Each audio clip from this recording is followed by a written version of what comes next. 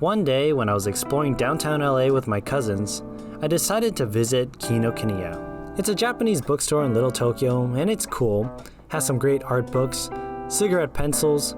What caught my attention, however, was these cool woodcut models. So intricate, so interesting, and so expensive. What is this? It's just wood, isn't it? Well, it didn't matter anyways, because I could always make one myself. But what should I make? I mean, making a train out of wood is cool, but what's the point? It'll probably be better to make something wooden out of wood. Luckily, I stumbled upon this. Well, no, I didn't get the book, unfortunately, but I did like the art. This art piece in particular stood out to me. Who doesn't like a cozy oriental food cart? It's a cute drawing with creative ideas, so I thought I'd make a model out of this. It definitely has more interesting features than a plain model you'd buy on Amazon, and it has a cute cat thing too. It'll be quite an interesting process, so if you'll stick around, we'll get right into it.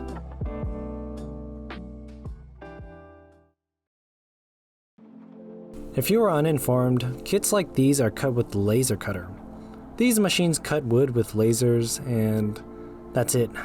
Fairly simple. I have a couple, like 4, but I've never made my own models for a laser cutter, and no one really does. Probably because no one really cares about artists like us. Oh, and it's also kind of hard. You're designing a model, but it has to be cut in 2D like a puzzle. How could one picture that? Well, luckily we live in the future, and you can just 3D model a kit like a puzzle on a program and flatten it out when you're done. Easy. Well, maybe not for a normal person, but just go along with it. Today I'll be using Blender, a free 3D modeling software, which is pretty cool. The best way to model a kit like this is to study the art a lot. In Blender, I can overlay the image on the camera and line it up with the grid so I can try modeling it accurately. The perspective doesn't line up perfectly for some reason, even though the original artist did use a guide. Odd. Then I just start placing blocks and junk to roughly model it. This is like a draft stage. It's obviously not the final product since it's not a puzzle, but it has the outline. This part is easy. Maybe even a toddler could do it if they tried. The only issue is that perspective warps the size of things, and you never know if something is big or just closer to the camera. When everything was lined up, it looked like a Japanese food cart. These are actually called yatai carts, by the way, and this artwork is probably a takoyaki cart. I'd love to eat at one of these, but all they have in LA are taco trucks. Same thing. Now I needed to actually design the model kit, which takes a bit more precision. The thing I don't like about Blender is that there's no grid snapping. I mean, there is, but it's kinda bad. Without it, designing with precise measurements is extremely difficult. That's why for actually designing the model, I decided to move to Tinkercad. This might seem dumb because I'm moving from a professional complex program to one made for children, but I like using Tinkercad because it has grid snapping features, precise measurements, and it's online for free. I imported the draft and I created these 3 different colored blocks. Each one represented a different wood thickness because, after all, we'll be cutting the model out of different wood sheets like this. This way I can just duplicate the blocks and use it as a building material to make the model. I wanted to make the model as authentic to the artwork as I could, so that's why I wanted to use real wood. Each plank in the drawing is going to be cut out and put together. The grid snapping really helps out here and makes the measurements good old whole numbers. If you were ever scared of getting into 3D modeling, maybe you should try out Tinkercad. It feels bad because it looks so unprofessional and childish, but I've used it on multiple professional projects and it works wonderfully. Something about its simplicity makes it appealing to kids and beginners alike. You can simply build with sticks, cylinders, and triangles. It's really childish, but what's wrong with that?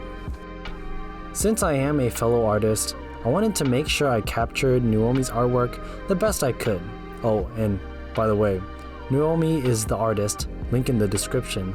They make some amazing art, like amazing. You know an artist is good when they can make art with a cutesy simple style, but they can also make something more realistic like this. Anyways, I ended up studying the artwork a lot and realized that it's kind of broken. I mean, for example, look at this edge. This shadow and shape lead you to believe that this is a flat surface, but over here, it disagrees and makes it a wall. Other examples is that this model implies that there's probably only one wheel, since the other wheel can't be anywhere else. And why is there an empty bowl? They're serving takoyaki. It doesn't make any sense. And perhaps that's the wonderful thing about art. It doesn't have to make sense, otherwise you'd be an architect. Unfortunately, it makes my job a little harder. Usually in wood models like this, they have tons of pegs to connect them together like a puzzle. I'm not adding much for the sake of accuracy to the original artwork, but they can be added to certain parts hidden in plain sight. If you were wondering what I was doing with the non-wood parts of the model, I decided to 3D print those. This is because wood cutting has its limits, and you can't really wood cut a pot, for example. Plus, 3D printing gives off a more smooth finish, which is perfect for tiles, ceramics, and metal like the pots.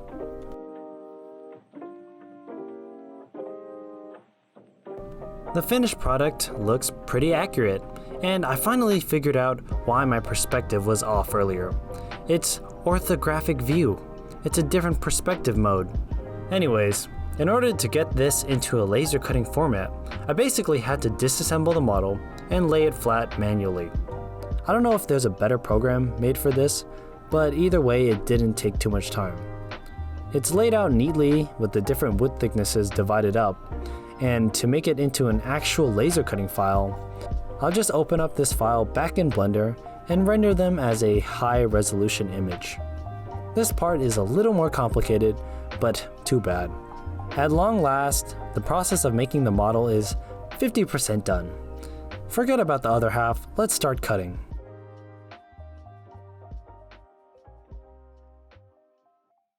For this project, I'm using the new Algolaser Delta 22-watt laser cutter. It was my first time using it, and it's enormous. It arrives well packaged with everything you'd ever need: an air pump, laser protective glasses, and some materials. The machine itself is almost completely assembled and only requires about 10 minutes to get going. Personally, I like this cover mount, which is supposed to protect your eyes from laser rays. It has some crazy reflective material that I've never seen before.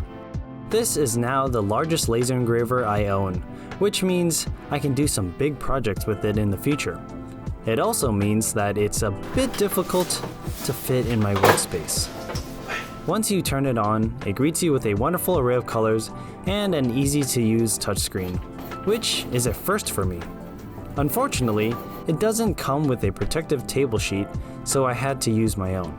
If you're interested in this machine or something similar to make your own woodworking projects, a good place to start would be the links in the description below.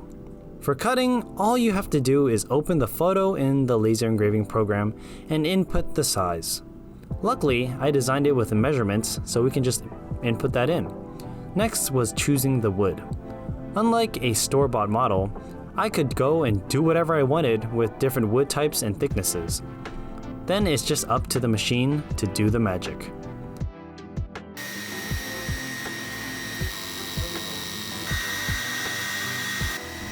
The bad thing about having a laser cutter is that you have to be smart to get good results. Right here I was dumb and didn't even align the cut. However, the great thing about a laser cutter is that you can be as stupid as you want and still fix your mistakes. The Algolaser does a wonderful job creating clean cuts. It works quickly because of its powerful laser, and it's perfect for woodworking projects like this.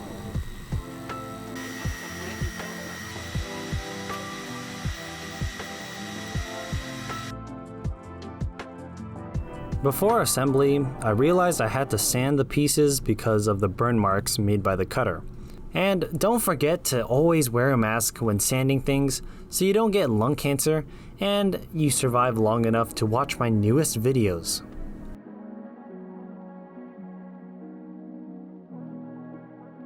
This is probably the most fun part because it's what people do when they purchase a wood kit like this in the first place. It's a lot like finding the joy in building with Legos. The biggest difference is that this would cost $4 and a Lego set would cost $40.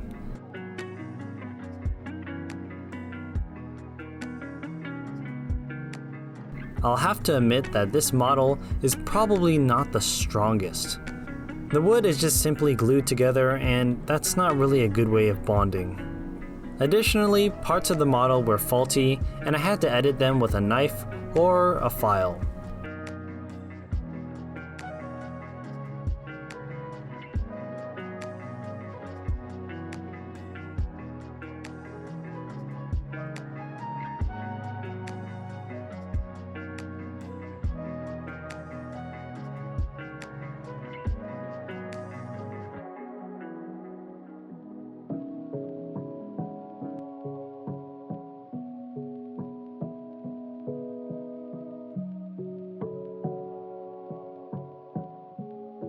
The whole cart wasn't too difficult to assemble since it was the most basic house shape.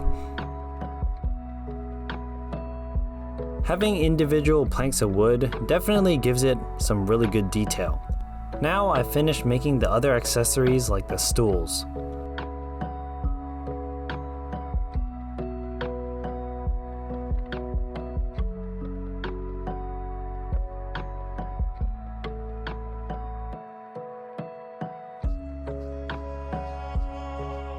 For the pole pieces, a bamboo cocktail stick was the perfect addition, and it was stuck in using a handhold drill and some glue. And that completes the wood model part of this kit. The rest is 3D printed.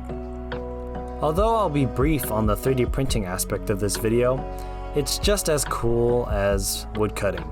The rest of the pieces were modeled in Blender with sculpting. It was fairly easy since they are all simple shapes. In fact, the back of the model felt a bit empty in the third dimension, so I decided to add a few more details, such as this new table and stove.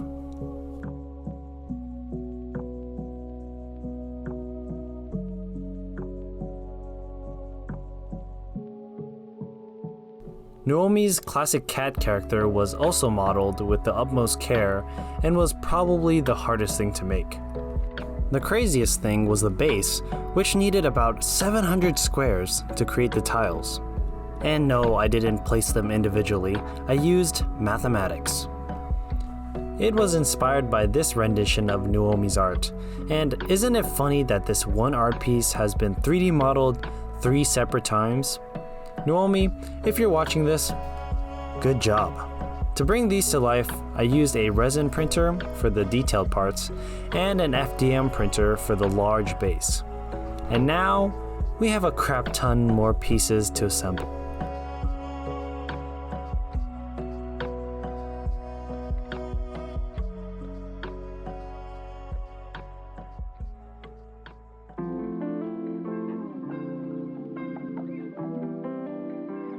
In actuality, I'm not assembling the whole model yet because some pieces need to be glued on or gravity will take them away. But all that has to be done after painting, which will fully bring this model to life. Unfortunately, that will have to be saved for part 2. As of now, hopefully this suffices as a thumbnail shot. Although unfinished, this project is looking amazing. Using real wood in the model makes it feel authentic in a way, and the resin pieces give it some more life and detail. Honestly, I can't wait to complete the model and add some color. Making art is a wonderful process, whether in 2D or 3D, and I hope one day you can do the same. Thank you for watching the most elaborate piece of fan art ever, and be sure to make some more fun.